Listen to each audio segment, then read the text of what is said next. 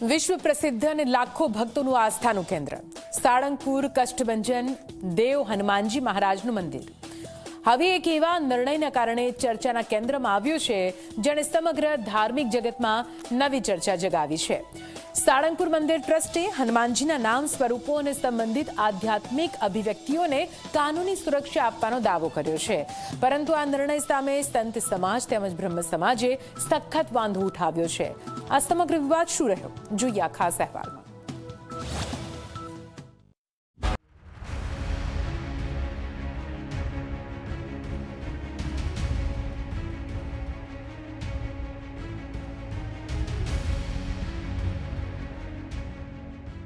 સાળંગપુર, જ્યાં રોજ હજારો અને વર્ષે લાખો શ્રદ્ધાળુઓ કષ્ટભંજન દાદાના દર્શન માટે ઉમટે છે, હવે આ પવિત્ર ધામે ઐતિહાસિક ગણાવાતો નિર્ણય લીધો।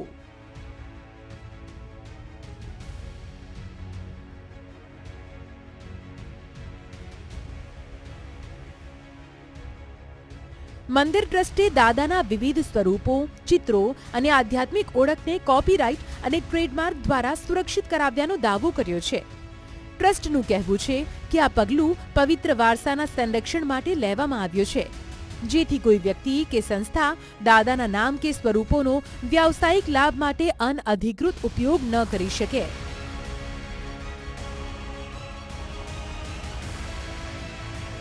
હનુમાનજી મહારાજના અલગ અલગ વિવિધ સ્વરૂપો તેમજ કિંગ ઓફ સાળંગપુરની જે દિવ્ય મૂર્તિ છે, એ મૂર્તિ એ આસ્થા અને શ્રદ્ધાના કેન્દ્રને લઈને ધ્યાનમાં રાખી આજે એમના ટ્રેડમાર્ક કોપીરાઇટ્સ કરાવ્યા છે અને તે થઈને આજે હનુમાનજી મહારાજના શરણોમાં સમર્પિત કર્યા છે। ત્યારે આવનારા સમયમાં આના કોઈ દુરુપયોગ કે મિસયુઝ ના કરી શકે હેતુથી આપણી સાળંગપુરની આગવી ભક્તિ પરંપરા, સેવા પરંપરાઓ જળવાઈ રહે એ હેતુથી આ કાર્ય સંપન્ન થયું છે।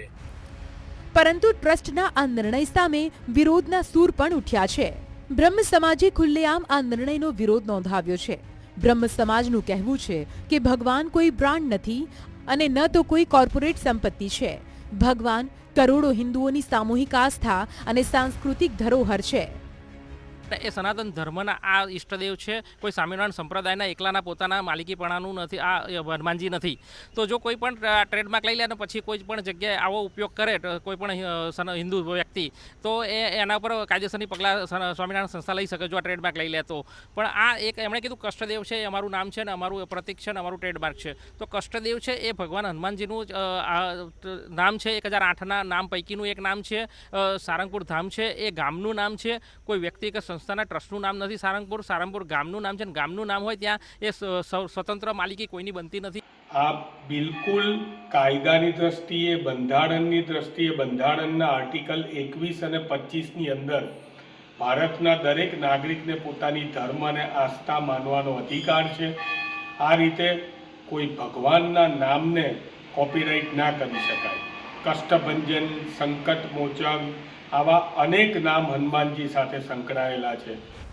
સંત સમાજના અનેક આગેવાનો પણ આ મુદ્દે નારાજગી વ્યક્ત કરી રહ્યા છે।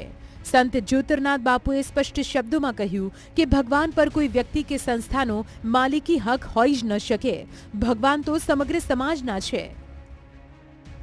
સનાતનના કોઈ દેવી દેવતાનું કદી કોઈનાથી પેટન્ટ થાય નહીં ને કર્યું તો મૂર્ખાનું છે। અમારો વિરોધ છે જે સંપ્રદાયવાળા સનાતનના વિરોધી છે કે સનાતન સાથે એમને નાય નીચો એ સંબંધ નથી, ભગવાનોના અપમાન કરવા ટેવાયેલા છે, તે લોકો સનાતન ભગવાન હનુમાનજીનું પેટન્ટ શાના માટે કરે? હનુમાનના નામે રોટલા શેકવા છે ને રામનો દાસ બતાવવા છે। આ બધી રામને પણ દાસ બતાવવાની કોશિશ કે શિવને પણ દાસ બતાવવાની કોશિશ, આ વાહિયાત પ્રયત્ન કરનાર લોકોને જડબાતોડ જવાબ આપવા અમે તૈયાર।